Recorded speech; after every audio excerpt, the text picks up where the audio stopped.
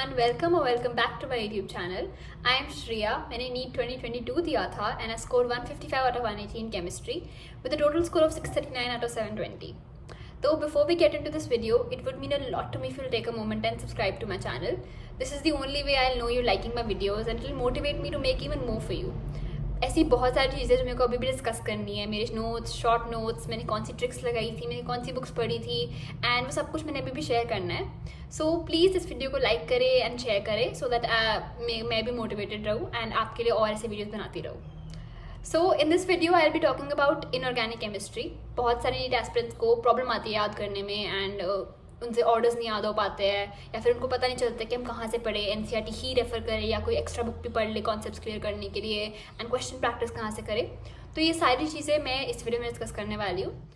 तो सबसे पहली चीज़ जो मैं वीडियो के स्टार्टिंग में क्लियर कर देना चाहती हूँ इज़ दैट कि अगर आपको कोई भी बोल रहा है, anyone, B it your senior and अगर सीनियर एफ योर फ्रेंड और anyone, if they telling you कि बहुत सारे रिसोर्सेज पढ़ लो, अपने इंस्टीट्यूट के वो भी कर लो, ज़्यादा पढ़ोगे तो इट्स ऑलवेज बेटर, अगर ज़्यादा पढ़ाओ तो बेटर काम ही आता है and it's always good for you only. No, it's not. I mean NEET में एनसीईआरटी से बाहर आती ही नहीं है inorganic chemistry. In fact it's not like अभी ये हुआ है शुरू 1-2 years. It's been happening since a very long time. Majority at least पहले भी, इवन इफ थोड़े बहुत बाहर से क्वेश्चन आते थे, 90% of the paper use to be from NCERT, 95 in fact. तो पहली चीज़, थ्योरी के लिए एनसीईआरटी ही पढ़नी है. एनसीईआरटी के बाहर कोई भी ज़रूरत नहीं है टेस्ट के लिए पढ़ने के लिए भी. अगर तुम्हें ज़्यादा ही लग रहा है कि हाँ तुम्हारे टेस्ट में ज़्यादा ही बाहर से क्वेश्चन आ रहे हैं, यू नॉट स्कोरिंग वेल, तो ठीक है, उनके कॉन्सेप्ट थोड़े बहुत समझने की कोशिश कर लो, but don't waste a time on that. Don't waste a time learning things जो आनी ही नहीं है बिल्कुल भी. एंड यू बस अपना जो चीज़ आनी है उसके पीछे तुम लोग टाइम लगा नहीं रहे हो एंड जो चीज़ आप पूछ ही नहीं जाती उसको तुम लर्न करने बैठे हो तो फिर तुम्हें याद नहीं होता है, टेस्ट में आते नहीं है मार्क्स, टेस्ट में वो बाहर से क्वेश्चन देते हैं, देन यू फ्रीक आउट के वो शट इनऑर्गेनिक याद ही नहीं हो रही, हो ही नहीं रही, कैसे करेंगे, कहाँ से पूरा क्रैम करेंगे, how will we do it. तो एनसीईआरटी भी, इट्स नॉट लाइक एनसीईआरटी कोई ईजी रिसोर्स है. लोगों को लगता है कि एनसीईआरटी चलो आसान है, वो तो पढ़ ही लेंगे, हम एक्स्ट्रा पढ़ते हैं. NCERT is not easy. अगर तुम्हें वर्ड टू वर्ड याद करनी है नीट के लिए, तो अगर तुम्हें सब कुछ अपने सारे एक एक वर्ड, एक एक लाइन अपने टिप्स पे चाहिए, then you need to read it at least 8 to 9 times at least. तभी तुम्हें जाके सब कुछ याद रहेगा. जैसे क्वेश्चन नीट में पूछे जाते हैं डायरेक्टली एनसीईआरटी के बीच में से होते हैं. So I have my NCERT over here. ये मेरी एनसीईआरटी थी एंड मेरे को इसमें 2-3 चीज़ें इससे डिस्कस करनी थी. तो एस ब्लॉक में इधर एक वो दिया हुआ है क्वेश्चन, इन टेक्स्ट क्वेश्चन. उसमें पोटेशियम का ऑक्सीडेशन स्टेट पूछा हुआ है. तो इससे ही बिल्कुल इसी को एक्सट्रैक्ट करके हमें क्वेश्चन आया था. उसमें हमें 4 स्टेटमेंट्स दी थी. उसमें से we had to choose the incorrect one. तो उसमें आई थिंक पोटेशियम का लिखा हुआ था कि +4 होएगा ऑक्सीडेशन स्टेट. तो वो देखते ही, अगर आपने एनसीईआरटी बार बार पढ़ी है तो वो देखते ही पता लग जाता कि अच्छा ये तो गलत है. उसमें अगर आप नॉर्मल मेथड से, जैसे हमें ऑक्सीडेशन स्टेट निकालना सिखाते हैं जो दूसरे मेथड से सिखाते हैं, वैसे करते तो हो सकता था कुछ लोगों को क्वेश्चन नहीं होता, वो छोड़ देते हैं, गलत हो जाता. ठीक है, you could have solved it logically also, अगर आपको पता होता कि ये सुपर ऑक्साइड है या जो भी, तो वैसे भी हो सकता था. बट अगर तुमने एनसीईआरटी बार बार रीड की हुई है, बार बार पढ़ी हुई है, तो वो देखते पता लग जाता था कि क्या है. एंड जो ये टेबल भी दिए होते थे, इसमें मैं मार्क करके रखती थी कोई चीज़ जो बिल्कुल ऑर्डिनरी के बाहर है. कुछ भी चीज़ मेरे को लगती थी कि ये इससे क्वेश्चन बन सकता है, मैं टेबल्स में ही मार्क कर लेती थी. इसकी actually should have been less but ज़्यादा है, तो ये एक्सेप्शन याद करके रख.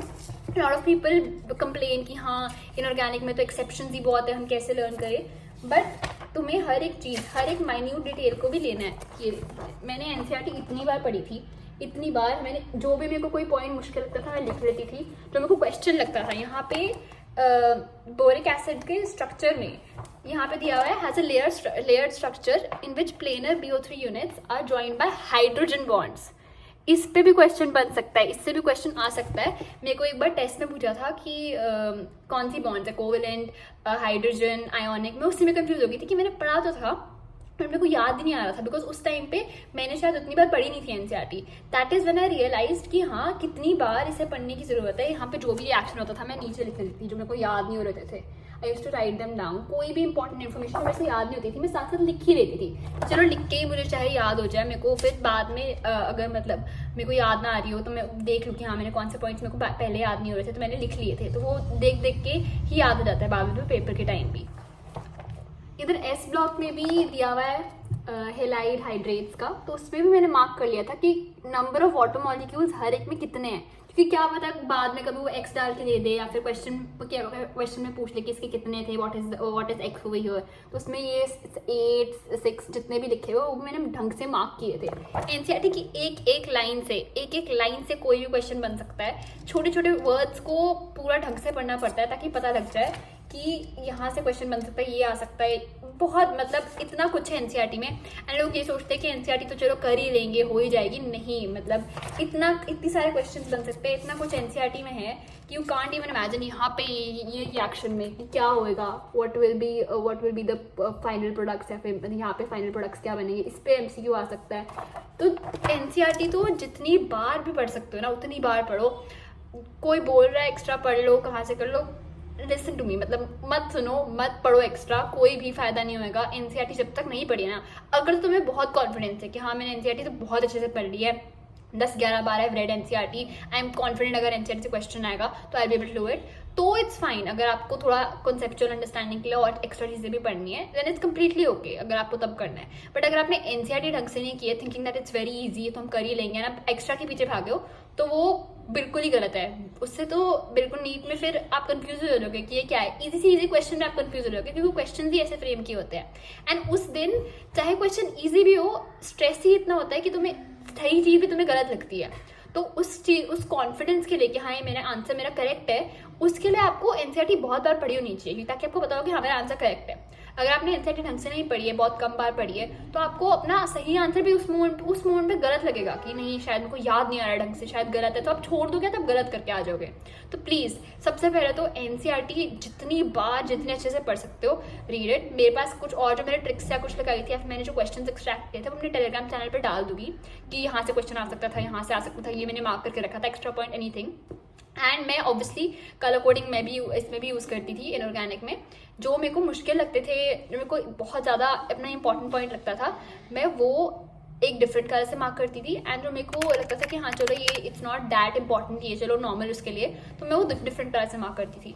तो टेस्ट से पहले जो मेरे एक जैसे अगर मैंने ग्रीन एंड ब्लू रखा है एंड मैंने अगर डिफिकल्ट या फिर कोई जो चीज़ मेरे को याद नहीं हो रही थी या जो इंपॉर्टेंट है जहाँ से क्वेश्चन आ सकता है वो मैंने ग्रीन में मार्क किया है। एंड जो ओके पॉइंट्स है मतलब ठीक है, मतलब इतने भी ज़्यादा इंपॉर्टेंट नहीं है, मिस भी हो गए तो इतना लॉस नहीं होगा, तो वो मैं ब्लू से कर लेती थी। तो टेस्ट से पहले अगर मेरे को पूरा सिलेबस रिवाइज करना होता था तो मैं सिर्फ ग्रीन वाले पॉइंट्स एक बार अपने आइज के through eyes to go through them, ताकि मेरे को एटलीस्ट ये पॉइंट्स मेरे मिस ना हो जो बहुत इंपॉर्टेंट है, जिनसे क्वेश्चन आने की प्रोबेबिलिटी बहुत हाई है। जहाँ तक प्रैक्टिस कंसर्न है इनऑर्गेनिक केमिस्ट्री की, सबसे पहले तो प्रीवियस ईयर क्वेश्चंस करने चाहिए स्टार्टिंग से लेकर। इट्स नॉट लाइक कुछ लोग सोचते हैं कि हाँ अभी हम 2018-19 वाले ही करेंगे, उससे पहले की क्या करने की जरूरत। इनऑर्गेनिक केमिस्ट्री में इनफैक्ट सारे सब्जेक्ट्स में जो प्रीवियस ईयर क्वेश्चंस है वो कर लेनी चाहिए पुराने, क्योंकि कई बार ऐसा होता है कि पहले जो बहुत पहले चीज़ पूछी हो, चाहे वो आउट ऑफ सिलेबस ही हो, उस कॉन्सेप्ट को उठा के क्वेश्चन वो डाल सकते हैं। चाहे ज़्यादा नहीं डाले, एक आधा क्वेश्चन डाल दे जिससे मेरिट फिर डिसाइड हो जाए, but still it is possible. तो प्रीवियस ईयर क्वेश्चन तो सारे करने हैं। एंड जो नई चीज़ समझ आ रही है चाहे अपने टीचर से पूछ लो कि चलो ये एक्स्ट्रा टॉपिक है, एनसीईआरटी में नहीं था तो ये आ चुका है पहले, तो ये समझा दो। But again don't waste a lot of time on that, जो बहुत ही एक्स्ट्रा चीज़ है, जो ज़्यादा ही बाहर की है, उस पर तुम लगाते रहो दिमाग अपना, लगाते रहो कि हाँ लर्न करनी है, समझनी है, rather than learning your reading your NCERT. तो क्वेश्चन प्रैक्टिस के लिए सबसे पहले तो अपने प्रीवियस ईयर ढंग से करने हैं, सारे करने हैं बैठ के, एवरी सिंगल क्वेश्चन एंड तक तुम्हें पता होना चाहिए कि हाँ ये क्वेश्चन प्रीवियस ईयर है, मेरे को पता है इसका आंसर क्या है। एटलीस्ट एंड तक तुम्हारे टिप्स पे होनी चाहिए, मतलब प्रीवियस ईयर में तुम्हें पता होना चाहिए कि हाँ यहाँ से, जैसे एनसीईआरटी पढ़ रहे हो ना, इतनी बार एनसीईआरटी पढ़ी होनी चाहिए ना कि एंड तक पता लगे हाँ प्रीवियस ईयर में आया था क्वेश्चन यहाँ से, तो ये मैंने किया हुआ, मेरे को आता भी था ये, तो तुम रिकॉल कर पा रहे हो।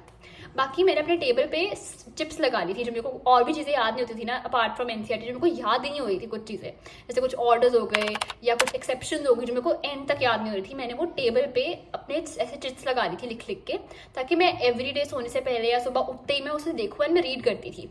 जैसे हमारे कोऑर्डिनेशन कंपाउंड में एक ऑर्डर है, उसमें strong ligand and week ligand का, तो वो कई बार 2020 में आई थिंक पूछा गया था, उसका एक ऑर्डर से दे दिया था। एंड मुझे लगा था कि हमारे साल में पूछना ले वो क्या है ऑर्डर, या ऐसा कुछ क्वेश्चन ना आ जाए, तो मेरे को वो भी मेरे को ऑर्डर याद ही नहीं हो रहा था। तो मैंने उसके लिए एक निमोनिक बनाया था, निमोनिक मैंने यूज़ करके उससे लर्न किया था। एनसीईआरटी के जो बैक एक्सरसाइजेस भी है और जो बीच में भी क्वेश्चंस दिए होते हैं वो भी ढंग से साथ साथ ही कर लो। जैसे तुम्हें पढ़ाया क्लास में टॉपिक, तो अपने इंस्टीट्यूट के तुम्हें नोट्स अगर बस रीड करने हैं, तो अगर तुम्हें लग रहा है कि हाँ अपनी सेटिस्फैक्शन के लिए कि हाँ मैंने रीड किए थे, तो रीड कर लो। टेस्ट में अगर तुम्हें आए क्वेश्चन तो तुम ऐसे फ्रीक आउट ना हो जाओ बिल्कुल कि मेरे को तो आता ही नहीं एंड मार्क्स तुम्हारे लूज हो जाए। Read it if you want to. फिर उसके बाद एनसीईआरटी सेम डे रीड करो। इनफैक्ट उसी दिन 2-3 बार तो पढ़ लो। एंड अगर तुम्हें वर्कशीट अपने इंस्टीट्यूट ने दिए वो कर लो, उनके मॉड्यूल से बीच में क्वेश्चन दिए वो कर लो। एंड देन जो एनसीईआरटी में क्वेश्चन दिए हुए इन टेक्स्ट एंड बैक वो थरली कर लो। उनसे भी एक्सट्रैक्ट करके कुछ कोऑर्डिनेशन कंपाउंड्स के इतने अच्छे क्वेश्चन थे बैक एक्सरसाइज में भी और इन टेक्स्ट में भी, जो बहुत अच्छे क्वेश्चन नीट में ईजिली दे सकते हैं।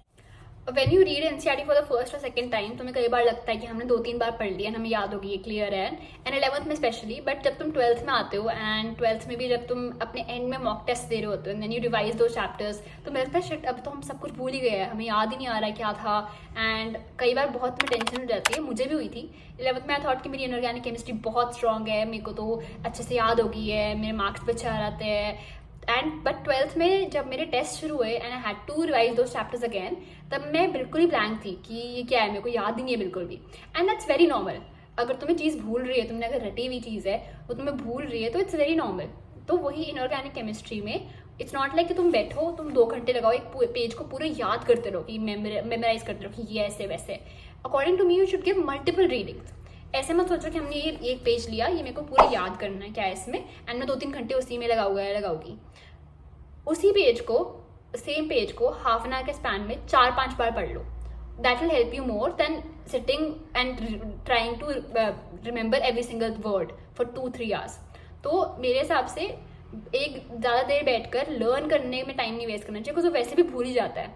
जितनी बार तुम पढ़ोगे उतना तुम्हें हेल्प होगी बाद में भी रिकॉल करने में। तो मल्टीपल रीडिंग्स एनसीईआरटी को देते रहो।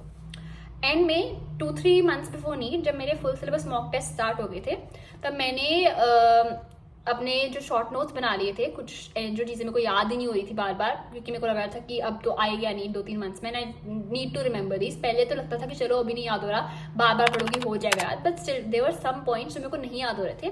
तो मैंने वो ना शीट्स में ऐसे करके शॉर्ट नोट्स बना दिए थे, हाईलाइट करके जो इंपॉर्टेंट पॉइंट्स है।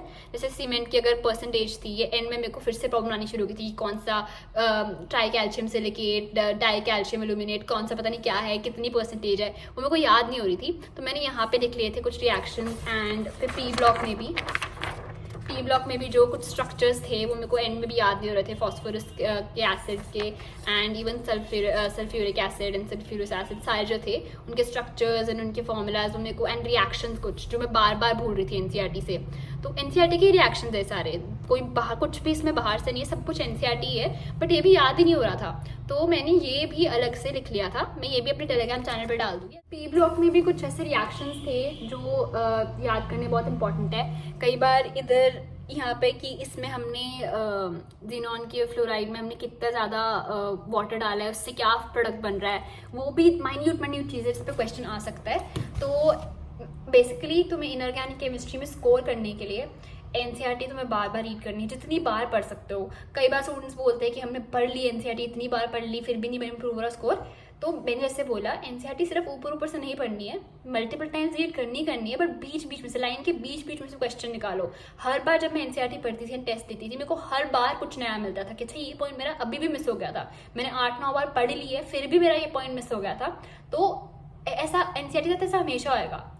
तुमने जितनी बार एनसीईआरटी पढ़नी है, फिर उसके बाद बीच में से उसमें से क्वेश्चंस निकालने की भी कोशिश करनी है कि हमने ये पढ़ा, इसमें से ये क्वेश्चन बन सकता है, करो एक लाइन में क्या क्वेश्चन बन सकता है, इसमें क्या वो पूछ सकते हैं, छोटी सी चीज़ निकालो। क्वेश्चन प्रैक्टिस के लिए प्रीवियस ईयर बहुत ज़्यादा इंपॉर्टेंट है, प्रीवियस ईयर तो अच्छे से करनी है। बाकी अपने इंस्टीट्यूट की अगर तुम्हें वर्कशीट्स करनी है, उनके लेक्चर को एक बार रिवाइज करना, रीडिंग देनी है तो कर लो। अगर थोड़ा बहुत एक्स्ट्रा वो बोल रहे करने को टेस्ट में दे देते हैं तो just read it, don't waste a lot of time on that. And test देना इनऑर्गेनिक केमिस्ट्री में बहुत ज़्यादा इंपॉर्टेंट है। Test in fact like I said पिछले वीडियोस में भी मेरे कुछ कि टेस्ट तो देना हर एक सब्जेक्ट के लिए बहुत इंपॉर्टेंट है, बट इनऑर्गेनिक केमिस्ट्री में कि अगर आप टेस्ट दे रहे हो पढ़ने के बाद, तो आपको टेस्ट दे के रियलाइज हो जाता है कि अच्छा ये क्वेश्चन, वाओ ये क्वेश्चन यहाँ से बन गया, मैंने नोटिस नहीं किया। बाकी मेरे अपने सारे नोट्स एंड जो शॉर्ट नोट्स है वो मैंने टेलीग्राम चैनल पे मैं डाल दूंगी, आप वहाँ से देख सकते हैं. Please join the channel. अगर if you will show your support and you will join it, मेरे को तब पता लगेगा कि हाँ there is a need for this and people are liking it. तो फिर मैं अपने आगे आगे सारे नोट्स शेयर करती रहूँगी. तो I think this is it for today. I shared everything जो मैंने किया था अपनी एनसीईआरटी को ढंग से पढ़ने के लिए और बीच बीच में क्वेश्चन निकालने के लिए, and eventually to score full marks in inorganic chemistry. मेरे इनऑर्गेनिक केमिस्ट्री में भी एक भी मार्क नहीं कटा था. बाकी मेरे अपने notes and short notes like ऐसे मैं टेलीग्राम चैनल पर डाल दूंगी, वहाँ से आप जाके देख सकते हैं. इनऑर्गेनिक केमिस्ट्री को में अच्छा स्कोर करने का मेरा मंत्र यही था कि एनसीईआरटी अच्छे से जितनी बार पढ़ सकते हो पढ़ लो. आई नो आपने बहुत बार सुना होगा कि सारे लोग ही बोल रहे थे कि एनसीईआरटी पढ़ो एनसीईआरटी पढ़ो. वो बिना बात के नहीं बोल रहे हैं. There is a reason they're saying it. तो प्लीज़ अगर तुम्हें अभी उस पॉइंट पे तुम्हें लगता है कि नहीं एक्स्ट्रा भी पढ़ लेते हैं, वो तो तुम्हें एक्चुअली एग्जाम पे जाके बैठ के पता लगता है कि अच्छा यहाँ पे सच में एनसीईआरटी ही आई है, कुछ आया ही नहीं है बाहर का. तो एनसीईआरटी जितनी तुम पढ़ोगे, जितने अच्छे से पढ़ोगे, बीच बीच में से क्वेश्चंस निकालोगे, उतनी तुम्हें हेल्प होगी, उतना तुम्हें ईजिली इनऑर्गेनिक का सेक्शन कर पाओगे. मैंने वैसे सब कुछ शेयर कर दिया, बट अगर आपको और भी कोई क्वेरी है या और भी कुछ मुझसे पूछना है तो you can ask in the comment section and I will see you in the next video.